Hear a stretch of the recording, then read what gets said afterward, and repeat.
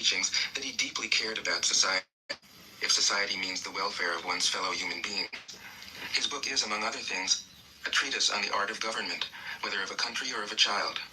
The misperception may arise from his insistence on wei wu wei, literally, doing, not doing, which has been seen as passivity. Nothing could be further from the truth. A good athlete can enter a state of body awareness in which the right stroke or the right movement happens by itself, effortlessly, without any interference of the conscious will.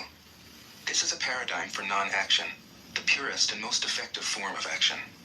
The game plays the game. The poem writes the poem. We can't tell the dancer from the dance. Less and less do you need to force things, until finally you arrive at non-action. When nothing is done, nothing is left undone. Nothing is done because the doer has wholeheartedly vanished into the deed. The fuel has been completely transformed into flame. This nothing is in fact everything. It happens when we trust the intelligence of the universe, in the same way that an athlete superior intelligence of the body. Hence Lao Tzu's emphasis on softness. Softness means the opposite of rigidity, and is synonymous with suppleness, adaptability, endurance. Anyone who has seen a Tai Chi or Aikido master doing not doing will know how powerful this softness is. Lao Tzu's central figure is a man or woman whose life is in perfect harmony with the way things are. This is not an idea, it is a reality. I have seen it. The master has mastered nature, not in the sense of conquering it, but of becoming it. In surrendering to the Tao, in giving up all concepts, judgments, and desires, her mind has grown naturally compassionate. She finds, deep in her own experience, the central truths of the art of living, which are paradoxical only on the surface, that the more truly solitary we are, the more compassionate we can be. The more we let go of what we love, the more present our love becomes.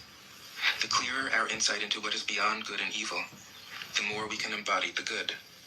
Until finally she is able to say, in all humility, I am the Tao, the truth, the life.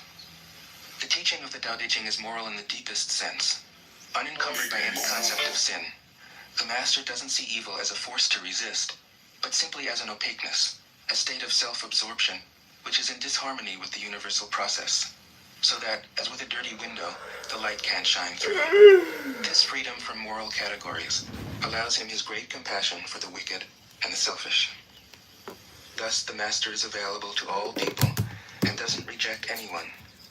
He is ready to use all situations and doesn't waste anything. This is called embodying the light.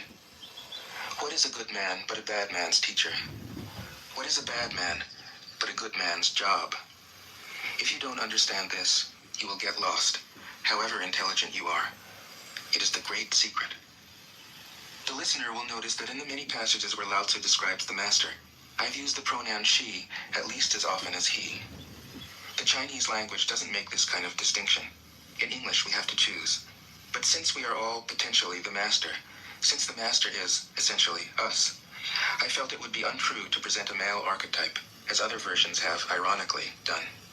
Ironically, because of all the great world religions, the teaching of Lao Tzu is by far the most female. Of course, you should feel free throughout the recording to substitute he for she, or vice versa. As to method, I worked from Paul Carus's literal version, which provides English equivalents, often very quaint ones, alongside each of the Chinese ideograms. I also consulted dozens of translations into English, German, and French. But the most essential preparation for my work was a 14 years long course of Zen training, which brought me face to face with Lao Tzu and his true disciples and heirs, the early Chinese Zen masters.